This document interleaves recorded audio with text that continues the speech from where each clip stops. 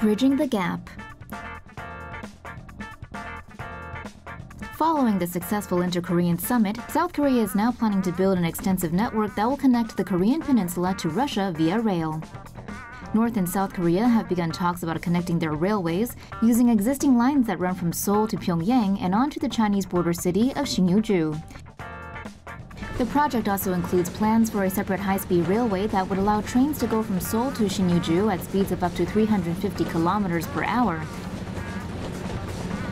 Current North Korea rail infrastructure only allows slow-moving trains at less than 50 kilometers per hour and will need to be upgraded to handle increased speeds and heavier loads. The completed lines will later connect to Moscow and the rest of the Trans-Siberian Railway, ultimately establishing a land route between Europe and the two Koreas. The railway plan is one of the trilateral infrastructure projects between South Korea and Russia, with the other two being energy and electricity. Stay tuned for more on the two Koreas. North Korean defector's stomach full of nasty parasites. The contents of a recent North Korean defector's stomach paint a hopeless picture of what life is really like inside the Hermit Kingdom. The North Korean border guard was shot several times while fleeing across the demilitarized zone to South Korea last week. Medical staff treating the defector say they found numerous parasites inside his body. Several of these were removed from his digestive tract, including one 27-centimeter-long roundworm. They were likely caused by farming practices in the north where human excrement is used for fertilizer due to a lack of chemical fertilizer. Known as night soil, this practice is notorious for spreading parasites and disease. And that god-awful practice was championed by this guy. And he's full of it. Very full. North Korea's military might. With tensions ramping up on the Korean Peninsula, perhaps it's time to assess just exactly what kind of heat Kim Jong-un is packing. According to The Telegraph, North Korea is believed to have more than 1,000 missiles of varying ranges. North Korea's short and long-range missiles can strike South Korea and Japan. Washington says Pyongyang is also developing a missile that will be capable of reaching the continental United States. North Korea is estimated to have enough plutonium to build as many as 6 nuclear bombs. Experts say it will take North Korea up to 10 years to fit a nuclear warhead to a missile capable of reaching the US. North Korea is believed to be able to make most kinds of chemical weapons. South Korea says the DPRK also has biological weapons, but it is unclear if they are ready for the battlefield. Military service is mandatory in North Korea for men and women, and the army has more than 1 million troops.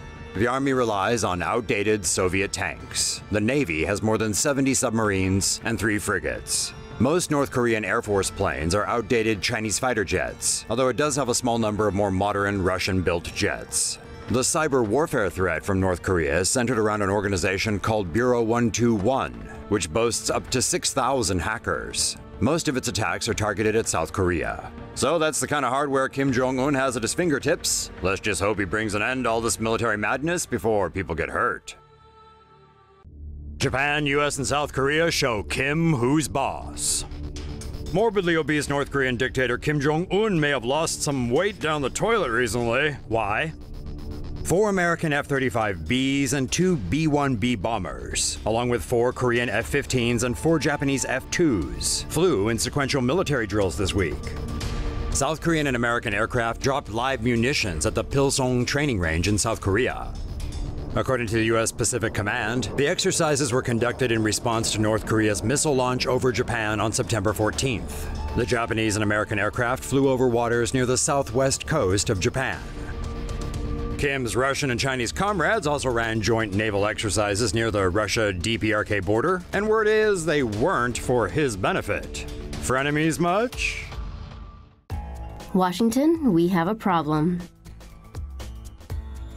A nuclear-free Korea is on the agenda for the upcoming Kim-Trump playdate. In the meantime, the North's apparently just gonna test a new reactor while they still can.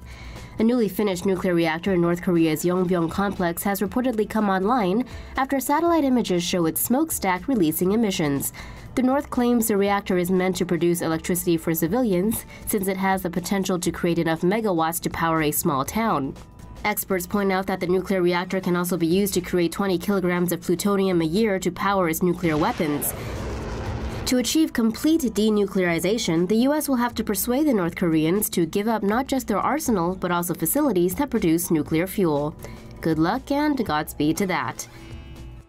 Seoul's monster missile to target the DPRK. South Korea has revealed plans to build a new missile to take on the North should war break out on the Korean Peninsula. The South Korean military seeks to counter Pyongyang's growing weapons capabilities by developing the Hyungmu-4, a surface-to-surface missile with an 800-kilometer range and a payload of up to 2 tons. It will be powerful enough to destroy the North's underground military facilities and command centers, and is set to be the final weapon to be mobilized in Seoul's 3-tier attack plan. The plan's first step involves launching a KT-SSM missile to strike North Korean artillery that have been camouflaged and embedded along the DMZ and on the coast of border islands. Hyungmu-2 ballistic missiles will then be deployed to neutralize the enemy's nuclear weapons, weapons of mass destruction, and their delivery systems. The development of the Franken missile is part of Army efforts to establish a 5-pillar operational concept that can minimize civilian casualties and put an early end to armed conflict. Someone's getting way ahead of themselves. The president of South Korea is rooting for Trump to be awarded the Nobel Peace Prize for helping bridge the North-South divide. And no, he's not joking. With the two Koreas now talking peace and denuclearization, President Moon Jae-in says it's mostly thanks to Old Donald,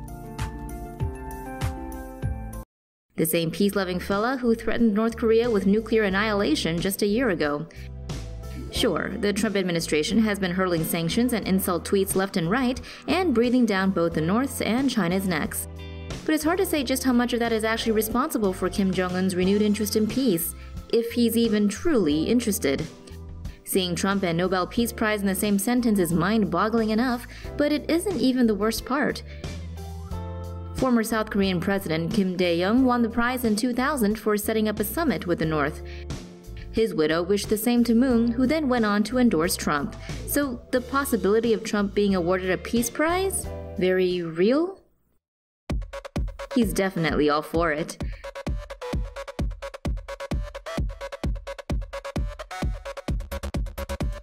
The rest of us, not so much.